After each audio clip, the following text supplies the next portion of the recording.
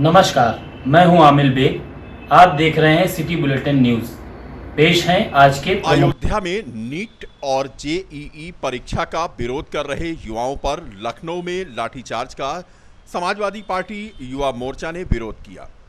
Samajwadi party कार्यालय के बाहर बैठे सपा योजन सभा के कार्यकर्ताओं ने मामले में पुलिस अधिकारियों के विरुद्ध कार्रवाई की मांग की है।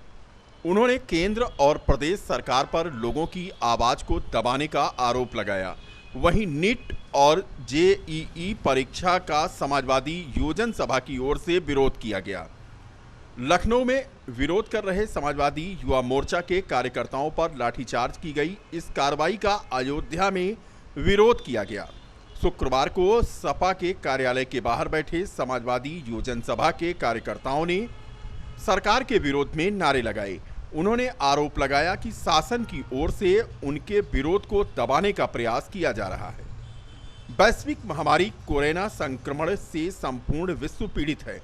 ऐसे में नीट और जेईई परीक्षा कराकर छात्रों के स्वास्थ्य के साथ खिलवाड़ करने का कार्य किया जा रहा है, जिसका सपा योजन सभा विरोध करती है। समाजवादी योजन सभा के जिलाध्यक्ष जय सिंह यादव ने कहा कि केंद्र सरकार कोरोना जैसी बीमारी के दौरान छात्रों, नौजवानों और किसानों की समस्याओं को अनदेखा कर रही है। नीट और जेईई परीक्षा कोरोना काल में कराना छात्रों के हित में नहीं है। इसके विरोध में लखनऊ में समाजवादी नौजवानों द्वारा शांतिपूर्ण प्रदर्शन किया गया। इस विरोध को दबाने के लिए शासन द्वारा बर्बरतापूर्वक लाठीचार्ज किया गया। यह निंदनीय है। ऐसा करने वाले पुलिस अधिकारियों के विरुद्ध जांच कर कार्रवाई करने की आवश्यकता है।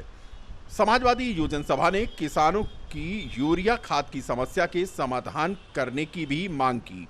उन्होंने सिटी मजिस्ट्रेट को दिए गए ज्ञापन में गन्ना किसानों के बकाया भुगतान, बाढ़ग्रस्त क्षेत्रों में लोगों को राशन और पशुओं के लिए चारा उपलब्ध कराने, आवारा पशुओं से किसानों की फसलों के नुकसान की पूर्ति सुनिश्चित कराने की मांग की। युवा सपा कार्यकर्ताओं ने कहा कि आवारा पशुओं से होने वाले नुकसान की भरपाई सरकार को करनी चाहिए।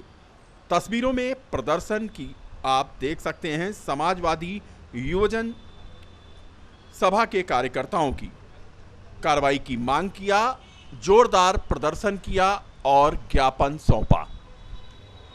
पार्टी के हमारे जितने भी मजबूत सिपाही हैं, माननीय मुलायम सिंह यूथ ब्रिगेड के जिलाध्यक्ष भाई शोएब खान जी, हमारे नौजवान साथी सारिफ जी, तमाम साथी हमारे हैं। सबका नाम लूँगा तो सही नहीं है, देर लगेगी। जो मैं प्रमुख बात है, कल समाजवादी पार्टी के योजन सभा के प्रदेश अध्यक्ष भाई अरविंद गिरी जी, माननीय मुलायम सिंह यूथ ब्रिगेड के प्रदेश अध्यक्ष भाई अनीस राजा जी, लोहिया वाहिनी के प्रदेश अध्यक्ष भाई रामकरण निर्मल जी के नेतृत्व में नीट और जेईई की परीक्षा के मुद्दे को लेकर के, क्योंकि कोरोना जैसी गंभीर बीमारी चल रही है देश में, इतने बड़े महामारी के दौर में जिस तरीके से सरकार जबरन परीक्षा करानी चाहती है और कोरोना जैसी बीमारी को छात्रों, गरीबों और मजदूर परिवारों में ढकेलना चाहती है। जैसे कि पहले यदि यही सरकार जिस तरीके से लॉकडाउन लगाया, जब 100 की संख्या थी तो पूरे देश में लॉकडाउन रहा, आज लाखों में संख्या है तो पूरे देश में लॉकडाउन पूरी तरीके खुला हुआ है। मैं जहां तक मेरी समझ है कि अगर यही सरकार लॉकडाउन लगाने से पहले 10-12 दिन का मौका दे देती और कह देती कि जो लोग जहां जाना चाहते हैं स्वतंत्र रूप से 10 दिन में अपने घर चले जाएं, तो आज ये अफरा तफरी ना होती।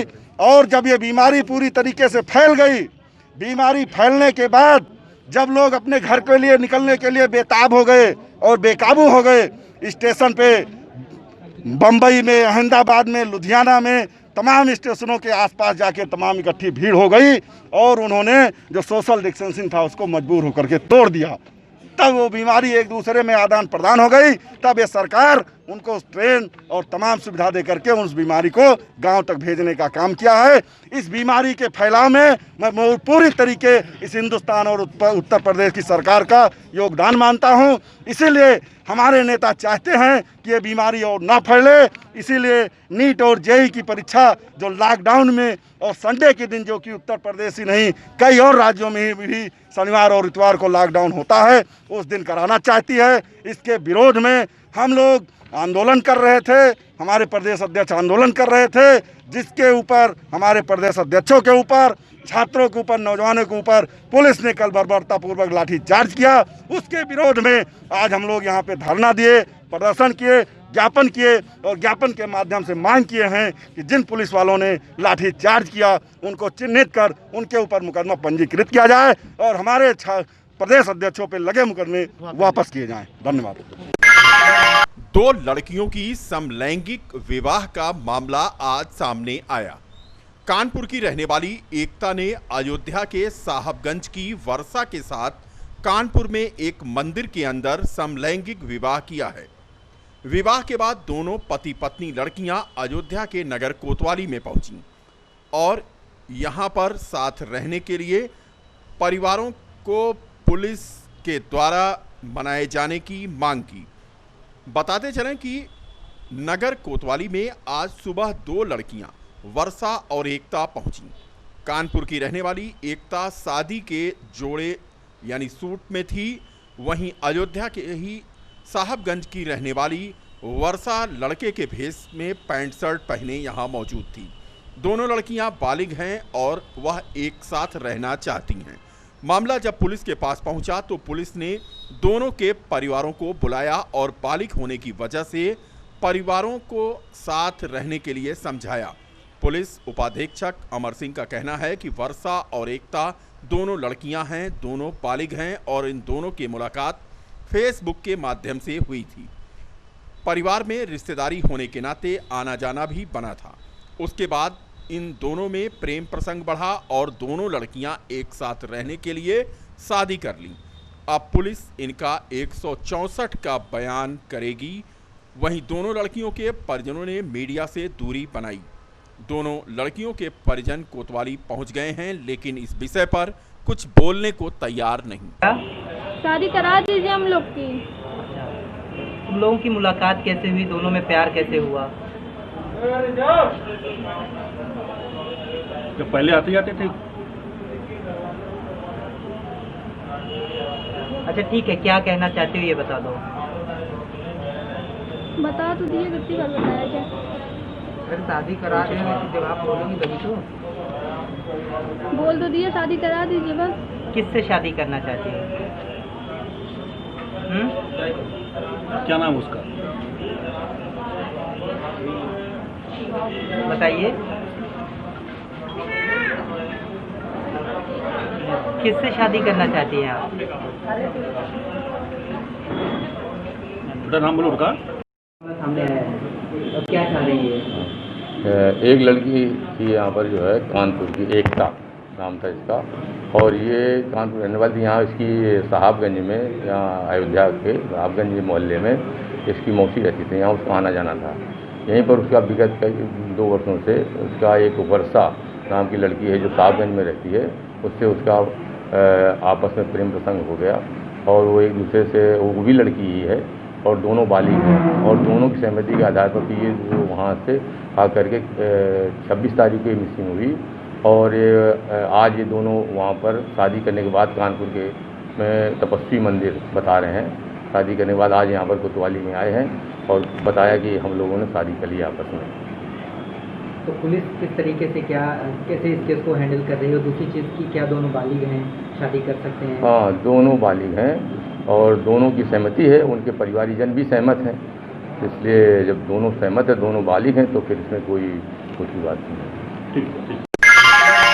जिला महिला चिकित्सालय के पुराने भवन को कोविड L2 हॉस्पिटल बनाया जाएगा। जिलाधिकारी अनुज कुमार झा ने जिला महिला चिकित्सालय के पुराने भवन को कोविड L2 चिकित्सालय बनाए जाने के संबंध में जिला महिला चिकित्सालय के पुराने भवन का निरीक्षण किया। इस अवसर पर जिलाधिकारी ने मुख्य चिकित्सा अधीक्षक जिला महिला चिकित्सालय को भवन की साफ सफाई कराने व ICU बेडों के इंस्टॉलेशन का कार्य प्रारंभ करने के निर्देश दिए। उन्होंने इसमें संचालित लेबर वार्ड व SNCU वार्ड का बैरिकेड पार्टीशन कर कोविड से अलग कराए जाने के निर्देश दिए हैं। इस अवसर पर DM द्वारा कोविड-19 चिकित्सालय में आने वाले मरीजों के प्रवेश व निकास संबंधी व्यवस्थाओं को भी देखा गया। उन्होंने जिला महिला चिकित्सालय के प्रवेश द्वार पर ही कोविड चिकित्सालय व जिला महिला चिकित्सालय के मरीजों को अलग अलग प्रवेश की व्यवस्था सुनिश्चित करने के निर्देश दिए हैं। जिलाधिकारी ने टीकाकरण काउंटर को भी अन्य जगह शिफ्ट करने के जहां निर्देश दिए, वहीं CMS ने बताया कि टीकाकरण काउंटर अब पुरानी बिल्डिंग के OPD में शिफ्ट किया जाएगा।